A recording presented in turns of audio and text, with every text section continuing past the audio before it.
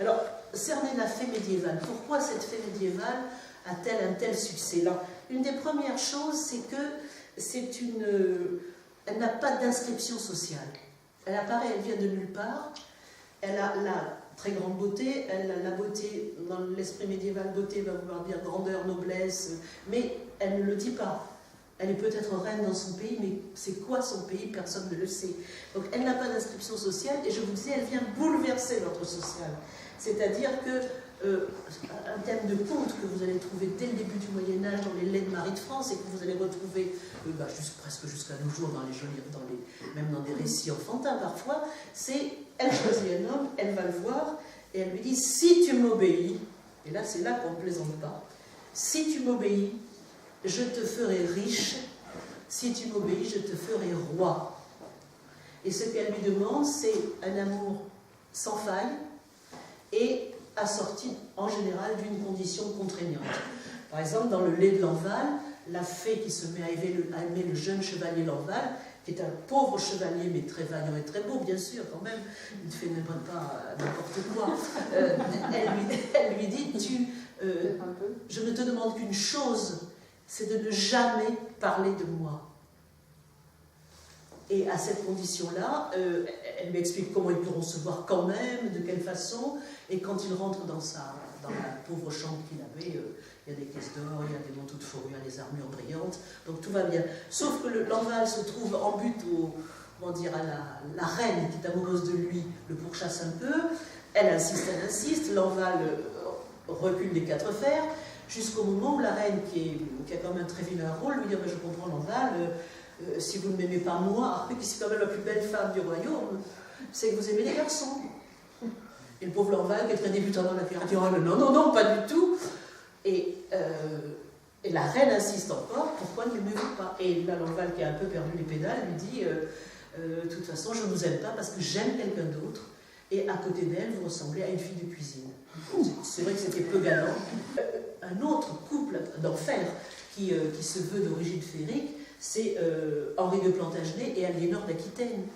L'un comme l'autre racontent que dans leurs ancêtres, ils ont ce qu'ils appellent Aliénor dit que son arrière-grand-père, c'est les grands troubadours comtes d'Aquitaine, avait rencontré une fée à la fontaine, parce que ne cherchez pas, les fées sont souvent sous un arbre dans la forêt près d'une fontaine, et elles chantent, comme vous auriez un conte, et elles chantent, comme des sirènes.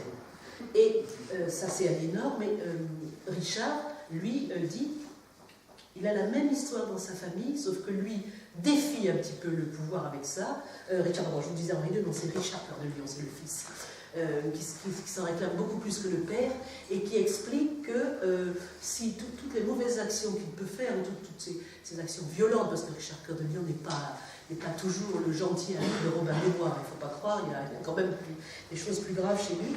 Il dit, ce n'est pas ma faute, c'est en moi le sang de la démone qui parle, la démone des sources qui est notre ancêtre. Mais ça, c'est aussi une chose tout à fait affirmée et qui ne lui vaut pratiquement aucune punition ni aucune remise en ordre. Donc voilà cette chose assez étonnante. Autre point très remarquable, la sexualité des fées. Elle ne vous est pas racontée, ce ne sont pas des romans racontés. On vous dit simplement que leurs amours sont complètement libres. Et avec ces hommes qu'elles viennent chercher parce qu'on ne sait pas très bien si dans le domaine des fées, elles ont l'équivalent d'un beau jeune homme, pour dire les choses simplement. Et on ne sait même pas très bien s'il y a toujours cet équivoque autour du domaine féerique quant à l'enfantement, la possibilité de se reproduire ou pas. Bref, elles viennent chercher des hommes et selon le cas, je disais parfois il y a un pacte, il faut que ça dure longtemps, mais parfois c'est une nuit, 2 nuits, quelques nuits, et on se quitte librement et joyeusement. Et ça aussi, c'est quelque chose d'assez inattendu. On ne l'attend pas à cette époque-là. On en est quand même étonné. Et souvent, d'ailleurs, on remarque que c'est plutôt le garçon qui est un peu... qui a un peu plus de mal à admettre cet état de choses. Et là aussi, c'est un témoignage de société, de temps beaucoup plus anciens, qui sont conservés à propos de ce personnage-là. Surtout qu'elles sont vraiment liées aux guerriers, aux héros guerriers. Donc là, il y a quand même un couple qui se forme tout à fait emblématique, quoi. En Angleterre, c'est plus profond. l'Angleterre a eu un XVIIIe siècle très mondain, comme le XVIIIe français, et sans qu'il y ait le passage de la Révolution. Donc ça va être au moment du règne, quand Victoria arrive sur le trône. Victoria avait quand même une certaine rigidité, une psycho-rigidité chez cette reine. Et elle veut qu'on revienne aux vieilles histoires, aux beaux récits. Donc les fées, les chevaliers, tout ça revient d'un coup, et ça va même la dépasser, parce que vous avez l'équivoque d'un siècle qui est extrêmement matérialiste. Au cours du 19e siècle, on va voir l'Angleterre conquérir le monde. Et conquérir le monde par les armes et par l'argent. Pendant que l'Empire français dira « enrichissez-vous », les Anglais diront « l'Angleterre règne sur les mers ». Et tout ça, c'est pas seulement idéologique, c'est vraiment la puissance de la banque, de l'argent, de l'industrie.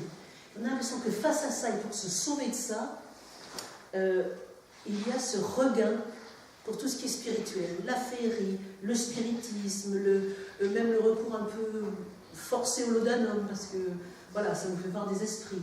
Mais vous avez cette constante très forte avec un fait unique en Angleterre qui s'appelle le fairy painting. Des peintres qui ne peignent que des sujets féeriques. Et dont une partie d'entre eux jurent en toute bonne foi que les fées leur apparaissent ou leur parlent. Et là encore, de manière assez étonnante, une bonne partie d'entre eux sont d'origine celtique.